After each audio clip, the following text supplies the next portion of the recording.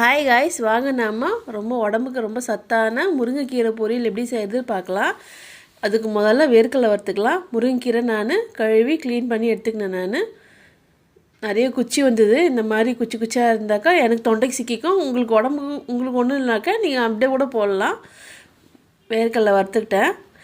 இந்த முருங்கைக்கீரையில் நிறைய சத்து இருக்குங்க, சொல்கிறேன் பாருங்கள். லாஸ்ட் வரைக்கும் பாருங்கள் இந்த வீடியோவை. காஞ்ச மிளகா வறுத்துக்கலாம்.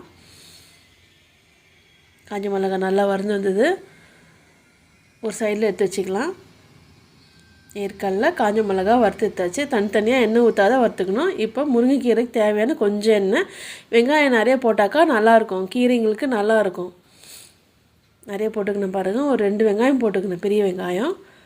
நல்லா ஒன்றும் பாதியமாக வதக்கிக்கலாம். கண்ணாடி பதத்துக்கு வரும்னு சொல்லுவாங்கள்ல, அந்த மாதிரி வதக்கிக்கலாம். இதில் பி விட்டமின், அப்புறம் A and E and C இருக்குங்க.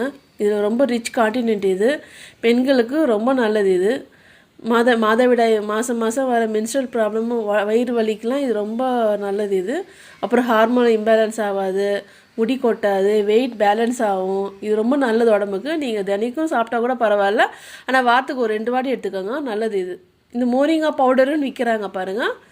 அதில் தண்ணியில் போட்டு குடித்தா கூட அது ரொம்ப நல்லது. அது வெளிநாட்டிலலாம் அது ஏற்றுமதி பண்ணுறாங்க, எக்ஸ்போர்ட் பண்ணுறாங்க. நீங்களும் சாப்பிட்டு பயனடைங்க. பாருங்கள், கொஞ்சம் வெங்காயம் வந்துச்சு. முருங்கைக்கீரை போட்டு வதக்கிக்கலாம். கொஞ்சம் தண்ணி ஊற்றிக்கிறேன். அதாவது சொல்லுவாங்க, அவுத்திக்கீரை வேகாத கெட்டுச்சு, முருங்கைக்கீரை வெந்து கெட்டுச்சுன்னு சொல்லுவாங்க. முருங்கைக்கீரை ரொம்ப வேக தேவையில்லை, கொஞ்சம் உப்பு போதும்.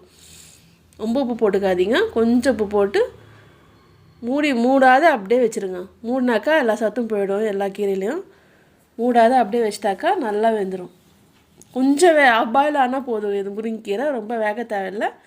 இதில் வேர்க்கடலையில் நாம் காஞ்ச மிளகா போட்டுக்கலாம். வேர்க்கடலை தோல் உரித்து நான் எடுத்துக்கினேன். நான் காஞ்ச மிளகா போட்டு வேர்க்கடலை வறுத்து வச்ச வேர்க்கடலையை ஒன்றும் பாதியமாக நம்ம மிக்சியில் போட்டு அடிச்சிக்கலாம். ஒன்றும் பாதியமாக அடிச்சிக்கணும் பாருங்கள். முருங்கைக்கீரை கொஞ்சம் வேகமாக மூடி வச்சேன். நான் பச்சையாக இருந்ததால் நல்லா வெந்து வந்தது பாருங்கள். ரொம்ப வேகத்தாலும் நான் போய் சொல்லிட்டேன். இறக்கும் போது இதை நீங்கள் பொடி போட்டு நீங்கள் இறக்கிடுங்க.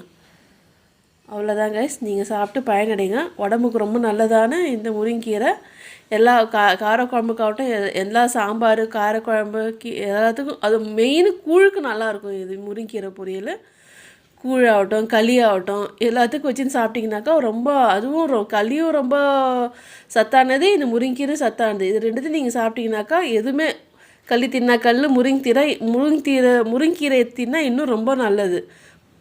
தேங்க்யூ கைஸ் ஃபார் வாட்சிங். Keep supporting. நீங்களும் செஞ்சு சாப்பிட்டு பயனடைங்க. ரொம்ப ஈஸியான முருங்கைக்கீரை பொருள் எப்படி செய்யறதுன்னு கற்றுக் கொடுத்தேன். வேர்க்கடலை போட்டதால் அதில் ப்ரோட்டீனும் இருக்குது, ஃபைபரும் இருக்குது, இந்த கீரையிலையும் இருக்குது, எல்லாமே இருக்குது.